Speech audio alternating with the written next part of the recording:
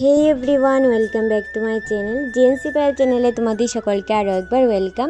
তো তোমরা সবাই কেমন আছো? আশা করি ভালো আছো, আর আমিও কিন্তু অনেকটাই ভালো আছি। তো গাইজ, আজকে আমি চলে এসেছি লোকনাথ উৎসবে। আর হ্যাঁ, আমি কিন্তু একা আসিনি, আমার সাথে আমার ফ্যামিলির সবাই এসেছে। তো চলো সবাইকে তোমাদের সাথে একটু একটু শেয়ার করে। এই যে আমার বর্দি, আর পাশে ভাই দাঁড়িয়ে আছে। তারপর হঠাৎ দেখে ক্যামেরা ঘুরিয়ে দেখে মামি এখানে দাঁড়িয়ে আছে। আর এই যে আমি ভাইটাকে ডাকছিলাম, ভাই তো শুনছিলই না। এই যে দেখো আমার পুচু ভাই, আর এটা হচ্ছে আমার মাসি। তারপর মা, মাসি, বাবা লোকনাথের কাছে মোম ধূপকাঠি জ্বালিয়ে তারপর কিন্তু এখানে লুট দেওয়া হচ্ছে। তো প্রতি বছরে কিন্তু এই লোকনাথ উৎসব হয়, আর প্রত্যেকটা বছরে কিন্তু আমরা আসি। তো আজকে ছিল লোকনাথ উৎসবের শেষ দিন। তো শেষ দিন মানে যাবো না সেটা তো হতেই পারে না। আর এই দেখো বনু, আর যাই বলো লিপস্টিক ওকে দিয়ে রাখাই জানা, খেয়ে ফেলে। তারপর আমি এই পুচু ভাইটাকে একটু কুলে নিলাম। তো দেখো বাইক কিছুতেই ক্যামেরার দিকে তাকাচ্ছে না, তো বাইকে একটু জোর করছিলাম। তারপর আর কি, উৎসবে গেলাম, মামার বাড়ির মামি তারা, মাসি তারা সবার সাথে দেখা হলো।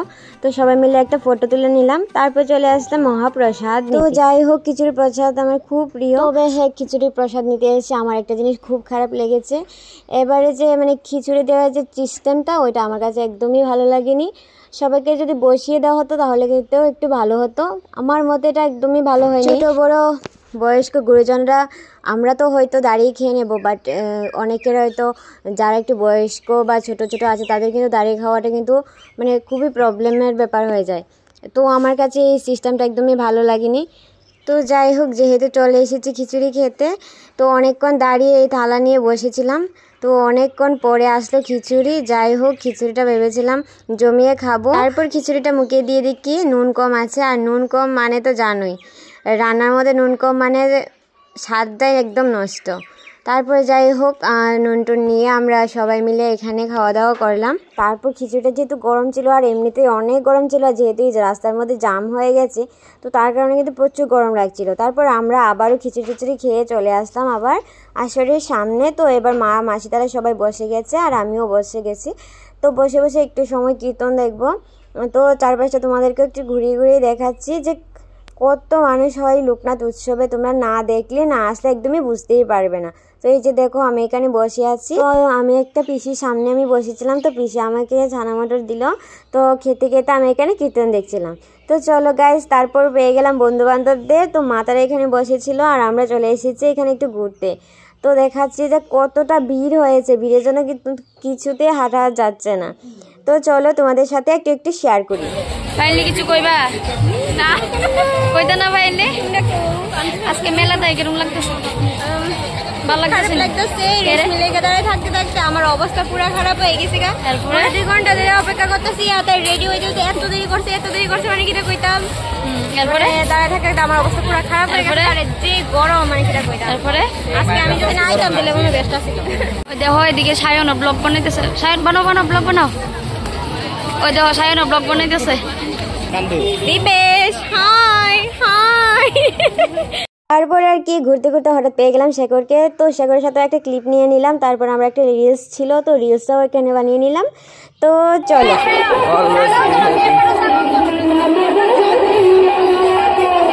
ফাইল নিয়ে যা করবো, তো অন্য কেউ না হয় তো ফাইল নিয়ে হইব। হ্যাঁ,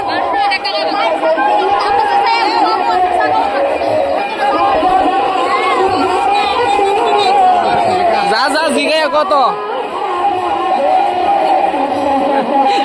তোমার আশা পূর্ণ করে না তোরা।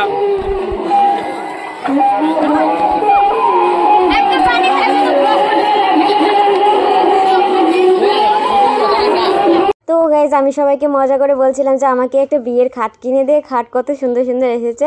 তো সেটাই, খাটটা দেখার জন্য আমরা সবাই এখানে এসেছি। তারপর আমার বান্ধবী ভবিষ্যৎ পরিকল্পনা করতে করতে এখানে চলে এসেছে, আর এসে দেখছে এখানে ছোট বাচ্চাদের খেলনা। তারপর গরম সহ্য করতে না পেরে একটা ছোট একটা বোন থেকে একটা পাখা নিলাম। পাখাটা নিয়ে একটু বাতাস করছি যাতে একটু ঠান্ডা অনুভব হয়। তো ভিড়ের মাঝে এত গরম ছিল যে আমরা সহ্য করতে না পেরে চলে আসলাম কালী মন্দিরে।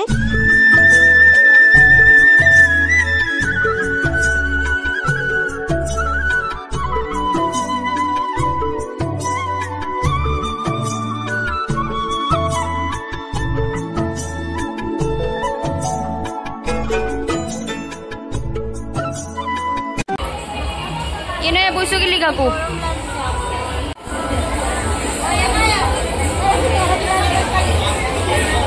এ তোমরা কি গুল মিটিং করতেছো গুল মিটিং কিছু কইবা কো ও আচ্ছা আচ্ছা ওই যে সায়ন ওই কোণার মধ্যে দাঁড়িয়ে রইছে তারপর কালী মন্দির থেকে সোজা চলে এসেছি কীর্তন দেখতে। তো এখানে আমি আর আমার একটা বান্ধবী এসেছি। আর দেখো তখন কিন্তু বাজে 10:30, তখন মানুষ কিছুটা কমে গেছে। তো যাই হোক মাথায় বসে আছে, আমি একটু দাঁড়িয়ে দেখছিলাম। তো তারপর চলে আসলাম এই বন্ধুটার দোকানে। তো দোকানে এসে তো বন্ধু এদিকে আইসক্রিম বিক্রি করছিল আর আমরা এখানে বসে একটু মজা করছিলাম।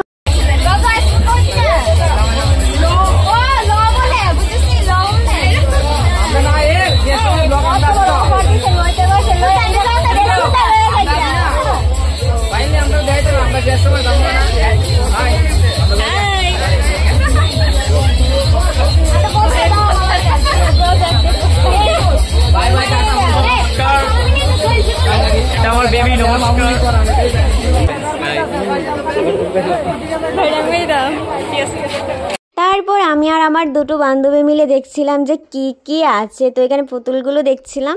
তো যাই হোক কিনে দেওয়ার তো কেউ নেই, কিনে তো দেবে না।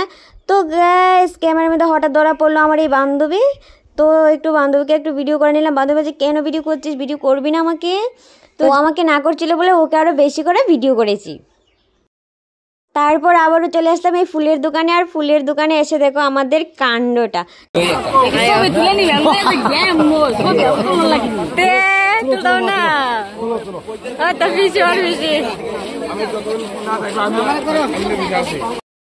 তো এখানে বান্ধবী বন্ধুকে দেওয়ার জন্য ফুল দেখছিল, তো কোন ফুলটা নেবে ওটাই ভাবছিল। তো যাই হোক ওরা শুধু পারে দোকানে গিয়ে দাম জিজ্ঞাসা করতে, তারপর আর কিছু পারে না, কিনা টেনা তো কিছু কিনেই না, শুধু শুধু জিজ্ঞাসা করে, দাম জিজ্ঞাসা করে, আর কিছুই কিনে না, আমাকেও কিছু কিনে দেয় না।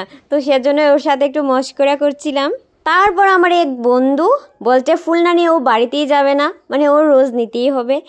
তো চলো আমরা চলে আসলাম আরেকটা দোকানে, সেখান থেকে ও একটা ফুল নিল। তো চলে আসলাম আবার আরও একটা দোকানে। তো তারপর কিন্তু আমি আমার বাড়ির সাথেই বেরিয়েছি। তো তারপর আমি একটা ফুলের দোকান থেকে একটা ফুল নিলাম, সূর্যমুখী ফুল। তো এটা আমার খুব ভালো লেগেছে। প্রথম যেদিন আমি ফুলের দোকানে ঢুকি তখনই এই ফুলটা আমার ভীষণ ভালো লেগেছিলো, তো সেটা আমি কিনে নিলাম। তো চলো তারপর হঠাৎ বাড়ির লোককে হারিয়ে বসে আছি।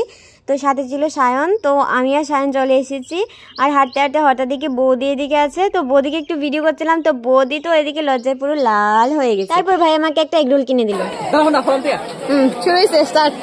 বাবা প্রথম তো দেখবো বাবা সুবিধা, বাবা সুবিধা, বাবা হার হার মহাদেব, বাবা সবার লগে আছে, হার হার মহাদেব, জয় বাবা শিব শঙ্কর তীরা ভাইকে সমান কর, বাবা দিব ভাই না মানে সব স্ক্রিপ্টেড হয়ে গেছে, আর কিছু করতে না। আমার কিছু কোয়ার নাই।